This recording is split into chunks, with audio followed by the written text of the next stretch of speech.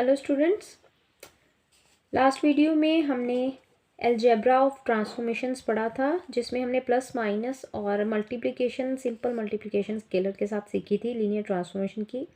आज की वीडियो में हम दो ट्रांसफॉर्मेशंस को आपस में मल्टीप्लाई करना सीखेंगे कि अगर दो ट्रांसफॉर्मेशंस को मल्टीप्लाई करना है, इफ़ पॉसिबल, अगर पॉसिबल है तो यहाँ पे इफ़ पॉसिबल वर्ड हम क्यों बोल रहे हैं? क्योंकि कई बार ट्रांसफॉर्मेशन की मल्टीप्लिकेशन ट्रांसफॉर्मेशन के साथ पॉसिबल हो भी सकती है, कई बार नहीं भी हो सकती। लेकिन इसके लिए क्या रूल है वो हम देखते हैं। जैसा कि आपको इस तरह से दो ट्रांसफॉर्मेशंस दी हों, T1 और T2, दो ट्रांसफॉर्मेशंस आपको दी हैं और बोला गया है ट्रांसफॉर्मेशन 1 को ट्रांसफॉर्मेशन सेकंड के साथ मल्टीप्लाई करना है। तो सबसे पहले मुझे क्या चेक करना है? अगर मुझे T1 T2 कैलकुलेट करने के लिए, कंप्यूट करने के लिए बोला गया है, तो मुझे पहले राइट साइड पे, यानी कि इन दोनों में से लेफ्ट ये है, राइट ये है, राइट साइड वाले की रेंज, राइट साइड की जो रेंज है यानी कि रेंज ऑफ T2, वो हमेशा सबसेट होनी चाहिए किसकी? जो लेफ्ट साइड पे लगा है उसकी, डोमेन का, यानी कि डोमेन ऑफ T1। अगर ये चीज़ होल्ड करती है, सबसेट मतलब या तो ये छोटा और ये बड़ा हो, ये इसके अंदर कंटेंट हो, या दोनों में भी बराबर भी हो सकते हैं, इक्वल हो सकते हैं। तो अगर ये चीज़ पॉसिबल है, देन हम बोलेंगे कि ये जो T1 और T2 की मल्टीप्लिकेशन है, यानी कि T1 इंटू T2, ये पॉसिबल है। यहाँ पे चेक करते हैं रेंज ऑफ T2, यानी कि राइट साइड वाला T2 है, इसकी रेंज चेक करनी है और इसकी डोमेन चेक करनी है। अगर इसकी रेंज इसकी डोमेन का सबसेट हो तभी पॉसिबल है। क्यों रेंज और डोमेन क्यों बोल रही हूँ? यहाँ पे देखिए, जैसे T2 जो है उसकी रेंज क्या है? R3 से R² में जा रहा है, तो इसकी रेंज हो गई R², है ना। और इसकी जो डोमेन है T1 की, इसकी डोमेन है हमारे पास, डोमेन मतलब ये, इस साइड को डोमेन बोलते हैं, इस साइड को रेंज। ये इसकी डोमेन, ये इसकी डोमेन रेंज। तो T2 की जो रेंज थी वो थी R², और T1 जो है उसकी हमने डोमेन देखनी है, जो कि है R3, मतलब R3। R² R3 का सबसेट नहीं है, देयरफॉर हम कह सकते हैं T1 into T2 is not possible, calculate करना पॉसिबल नहीं है। सिमिलरली जैसे हमें T2 इंटू T1 बोला गया है, ये कैलकुलेट करने के लिए बोला गया है, तो सिंपल सी बात है, जब हम राइट साइड वाले का, इसका मुझे क्या देखना है? राइट साइड वाले की मुझे डोमेन देखनी है, रेंज देखनी है, रेंज ऑफ T1 देखूंगी, और जो लेफ्ट साइड पे है मल्टीप्लिकेशन में, उसकी हम डोमेन चेक करेंगे।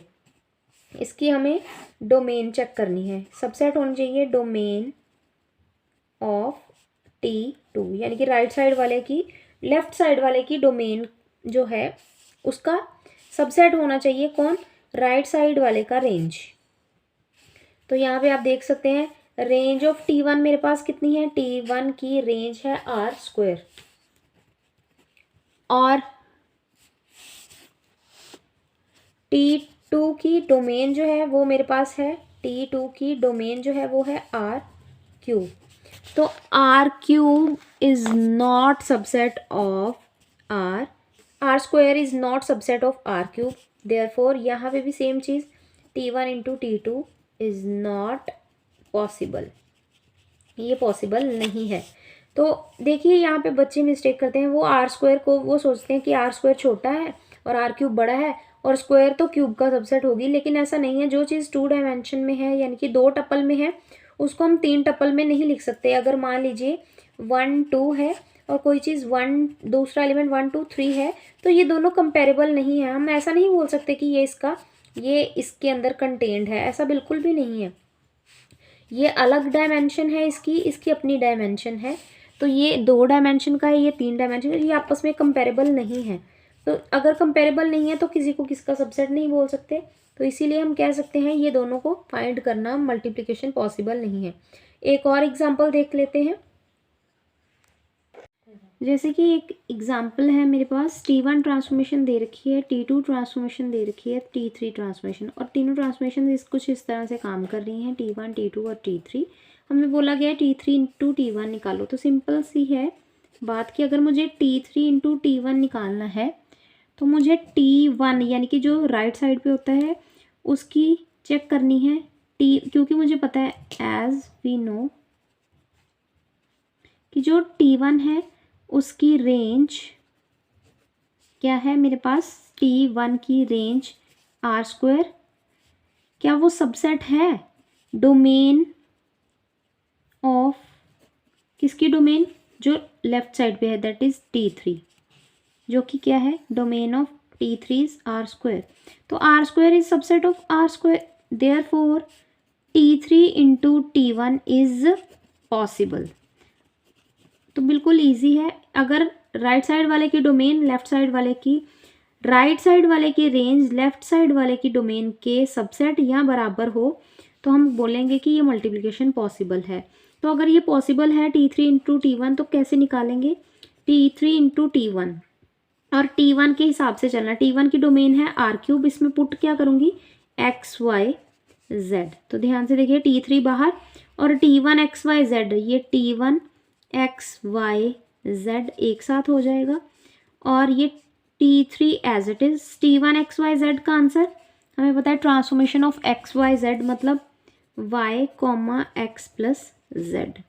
और T3 जो है उसकी डोमेन भी 2 टपल में है तो ये भी एलिमेंट 2 टपल में आ रहा है। अब यहाँ पे अप्लाई करना बड़े ध्यान से पड़ेगा हमें। देखिए जो T3 ट्रांसफॉर्मेशन है वो कहती है कि अगर एक्स वाई पुट हो तो वो y into twice of x बन जाता है। तो मतलब T3 में ये मेरा पूरा x है और ये पूरा का पूरा y है, तो इसका आंसर क्या बन जाएगा, जो y वाली यानी कि जो पीछे वाली क्वांटिटी है y वो आगे लिखी जाती है, मतलब पीछे जो x प्लस जेड है वो आगे लिखा जाएगा और जो आगे वाला एलिमेंट है था पहला वाला एलिमेंट उसको ट्वाइस करके पीछे लिखना है, यानी कि यहाँ पे जो आगे वाला एलिमेंट है y उसको ट्वाइस करके पीछे लिखना है। तो ये मेरा आंसर है, ये है मेरी T3 इंटू T1। इसके बाद है हमें और क्या कैलकुलेट करना है, T3 इंटू T2। तो सबसे पहले अगर मुझे T3 इंटू T2 कैलकुलेट करना है तो सबसे पहले अगर मुझे T3 इंटू T2 कैलकुलेट करना है तो मुझे इसकी यानी कि T3 इंटू T2 कैलकुलेट करना है तो मुझे T2 की जो है वो रेंज चेक करनी पड़ेगी, यानी कि T2 की रेंज जो कि है T2 की रेंज है R², वो सबसेट होनी चाहिए किसका, डोमेन ऑफ T3 जो कि है domain of T3 that is R²। तो वो भी R², ये भी रेंज भी R² और डोमेन भी R²। तो R² का सबसेट है ही, देयरफॉर हम क्या बोलेंगे कि जो हमारी मल्टीप्लिकेशन है वो पॉसिबल है, जो हमारी मल्टीप्लिकेशन है T3 into T2 is possible. तो इस तरह से T3 और T3 इंटू T2 पॉसिबल है क्योंकि T2 की जो रेंज है राइट साइड वाले की रेंज लेफ्ट साइड वाले की डोमेन का सबसेट होनी चाहिए, तो R² is subset of R² है। अब अगर पॉसिबल है तो फिर निकालनी भी पड़ेगी T3 इंटू T2 और T2 जो है हमारा वो है इस साइड पे, T2 जो है उसमें एक्स वाई जेड पुट होता है तो एक्स वाई जेड पुट कर दूंगी और T3 बाहर और T2 into x y Z, तो ये T2 into x y z मतलब twice of z comma x minus y. और अब फिर से दोबारा T3 का ध्यान रख के मुझे पुट करना है। T3 बोलता है कि x into y, x comma y put करूँगी तो y इंटू और जो दूसरा एलिमेंट है y into twice of x बन जाएगा, यानी कि ये जो y वाली चीज़ है क्वांटिटी ये आगे लिखी जाएगी, यानी कि x माइनस वाई जो है वो हमारा आगे लिखा जाएगा और जो दूसरा एलिमेंट है जो आगे वाला एलिमेंट है उसको ट्वाइस करके मुझे पीछे लिखना है। तो मतलब ये बन जाएगा x minus Y comma 4z। तो ये जो है ये मेरी बन गई T3 इंटू T2 ट्रांसफॉर्मेशन।